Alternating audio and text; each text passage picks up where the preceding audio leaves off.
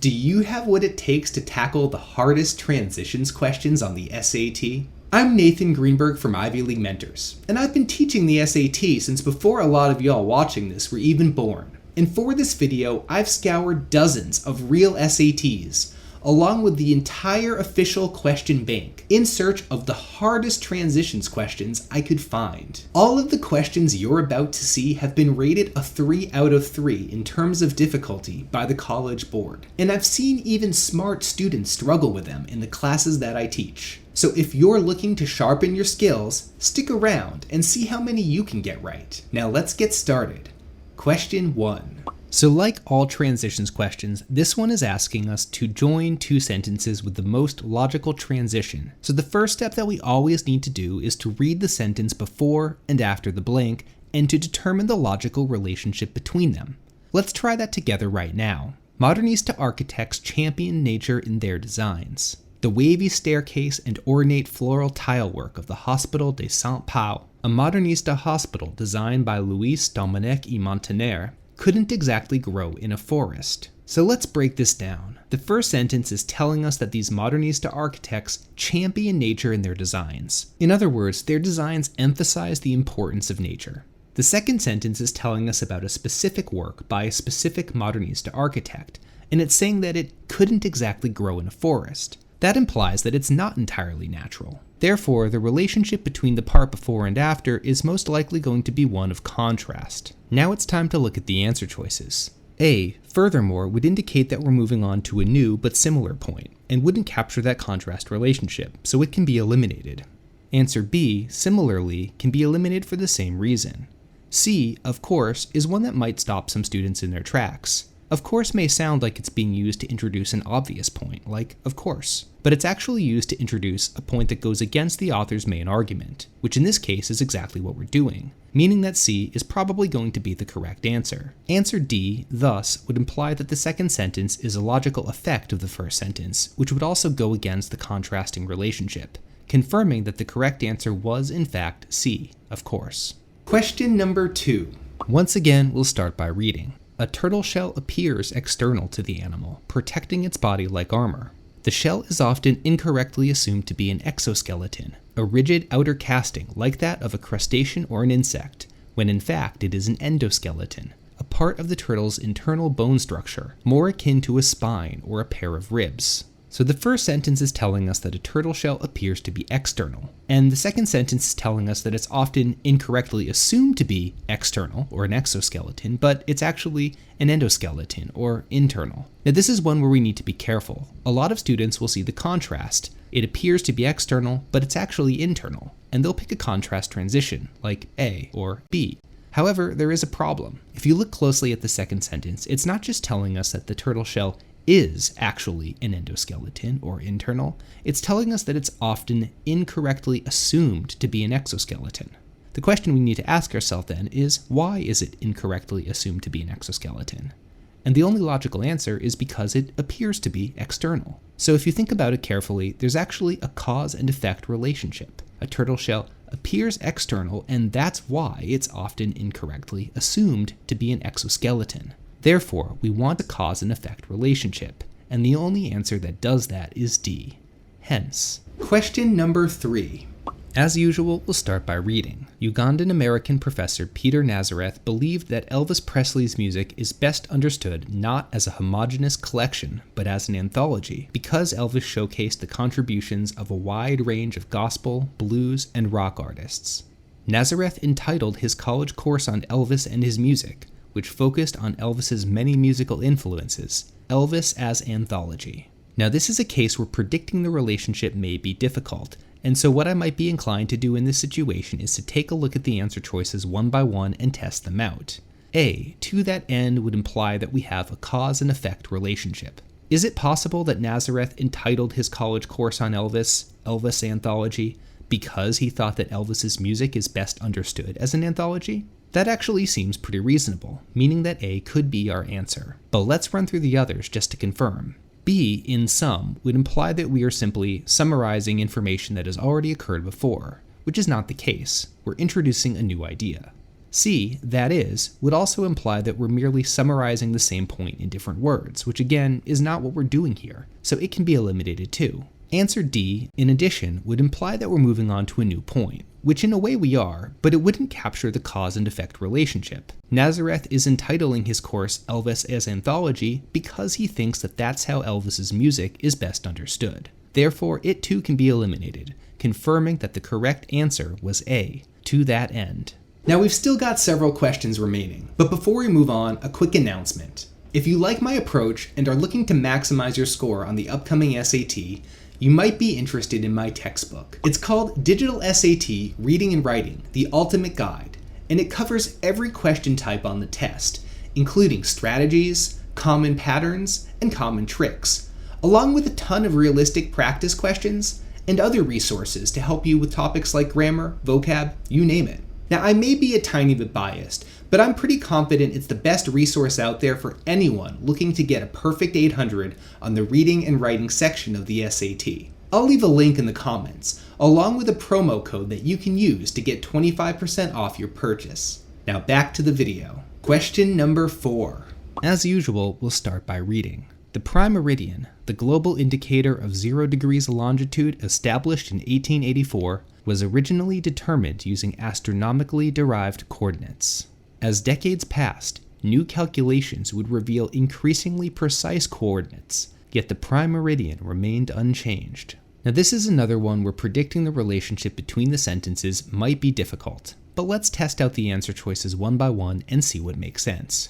A, specifically, would indicate that the second sentence is giving us a specific example or details about the first sentence. But in this case, the second sentence is giving us more of an extension about new calculations getting more and more precise despite the prime meridian not really changing. It's not simply supporting what we have in the previous sentence, meaning that A can be eliminated. B, to that end, would imply cause and effect or purpose. But in this case, the fact that the prime meridian was established in 1884 using astronomically derived coordinates is not the reason that those coordinates are becoming more precise over time, meaning that B can be eliminated too.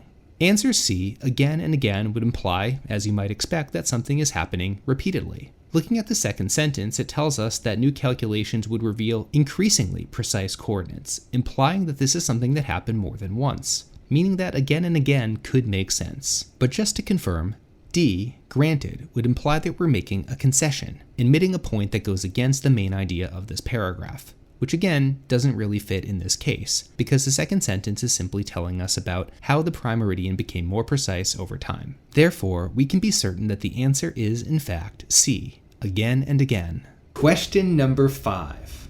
Once again, we'll begin by reading. In her poetry collection Thomas and Beulah, Rita Dove interweaves the titular character's personal stories with broader historical narratives. She places Thomas's journey from the American South to the Midwest in the early 1900s within the larger context of the Great Migration. Dove sets events from Beulah's personal life against the backdrop of the U.S. Civil Rights Movement. So the sentence before the blank is telling us how the author places the journey of one character, Thomas, in a particular historical context, the Great Migration. The second sentence is telling us how the author places the personal story of another character, Beulah, in another historical context, the Civil Rights Movement.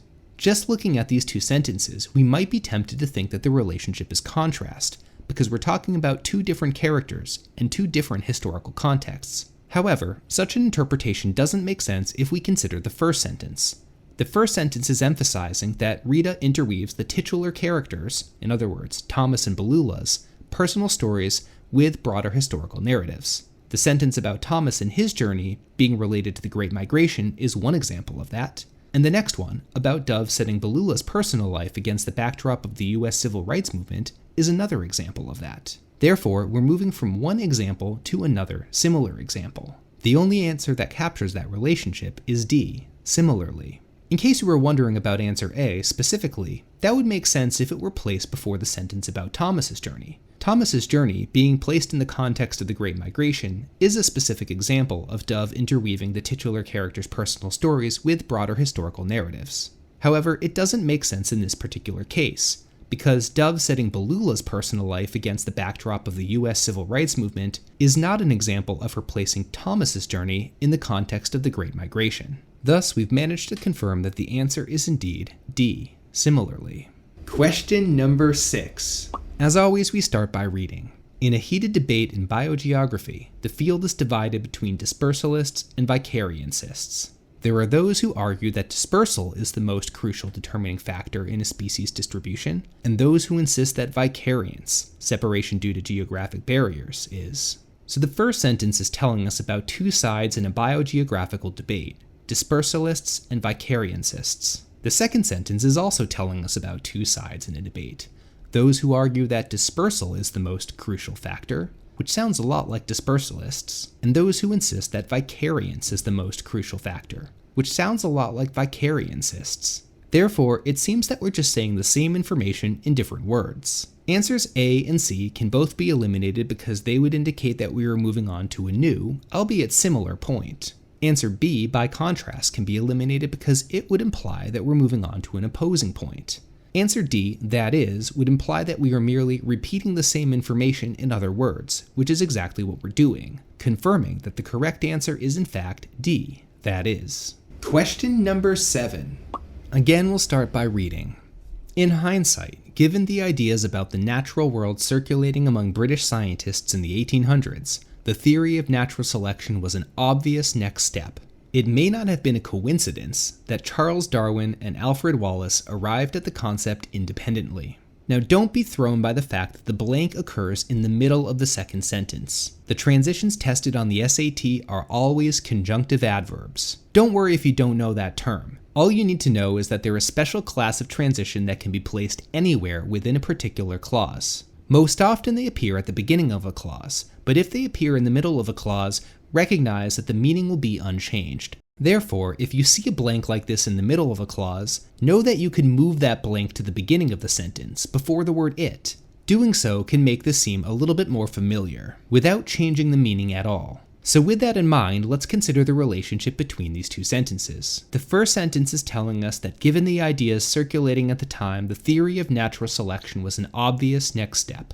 The second sentence tells us it might not have been a coincidence that these two people figured it out at the same time. Predicting a relationship may still be difficult, but let's examine the answer choices one by one and see if we can find something that makes sense. Answer A, however, would imply contrast. But the idea that these two people both figured it out when it was an obvious next step doesn't really sound like contrast. If anything, it sounds like it was an expected result. Therefore, we can eliminate it. Answer B, then, is one that can have a lot of different meanings. Of course, the word then can be used as a step in a process. First I did this, then I did that. However, it can also be used as a cause and effect transition, indicating a logical result. In this case, the fact that two people arrived at the concept independently could indeed be a logical result of the fact that the theory of natural selection was an obvious next step. Therefore, it could be the correct answer. But if you're still not convinced, let's examine the remaining answers. C, moreover, would suggest that we're moving on to a new, similar point. But that wouldn't really capture the cause and effect relationship that we seem to have between these two sentences. As a result, it can be eliminated too. Finally, answer D, for example, would indicate that the second sentence is simply an example of the first sentence. But that wouldn't make sense either, as the idea that two people arrived at this concept is not an example of this theory being an obvious next step, even if it is a logical extension of it. Therefore, we've managed to confirm that the correct answer is, in fact, B, then. Question number 8. Again, we'll begin by reading. In Asiya Wadud's 2022 poem, Shorn, Treaded, Red, the poem contemplates a painting that has inspired her. Edel Andan's 2020 work, Satellites 27. The painting, which features overlapping geometric shapes, fuels the poem's exploration of temporality and identity. In responding to Adnan's artwork, Wadud's poem reflects on the relationship between poetry and other art forms. So the sentence before the blank tells us about one of the things that this poem is doing, inspired by the painting, that it's exploring temporality and identity. The second sentence tells us another thing that the poem is doing. It's reflecting on the relationship between poetry and other art forms, and this too is inspired by the artwork. It's responding to it in some way. Now, because we're moving from one thing that the poem is doing in response to the painting to another thing that the poem is doing in response to the painting, and because these things don't exactly seem like opposites, I'm looking for some kind of addition transition. Answer A, in other words, would imply that we're simply saying the same thing twice, which is not the case. the poem is doing two different things in response to the artwork. Therefore, it can be eliminated. Answer B, for instance, would imply that the second sentence is an example of the first sentence. But the poem reflecting on the relationship between poetry and other art forms is not an example of the poem exploring temporality and identity. It's a new point. So B, too, can be eliminated. Answer C, what's more, may strike some students as informal, but it would indicate that we're moving on to a new, albeit similar point, meaning that it could be the correct answer. Remember that register, in other words, how formal or informal a transition is not something that you need to worry about in transitions questions on the SAT. The only focus is on capturing the correct relationship. Answer D, conversely, would imply that we're moving to sort of an opposite or contrasting point, which doesn't really make sense in this case because we're just talking about two different things that the artwork is doing, and they're not opposing things. Therefore, we've managed to confirm that the correct answer was in fact C, what's more. So there you have it. Some of the hardest questions to ever appear on the SAT. How many did you manage to get right? Let me know about it in the comments below. And if you found this video helpful, don't forget to like and subscribe. Thanks as always for watching, and good luck on the test.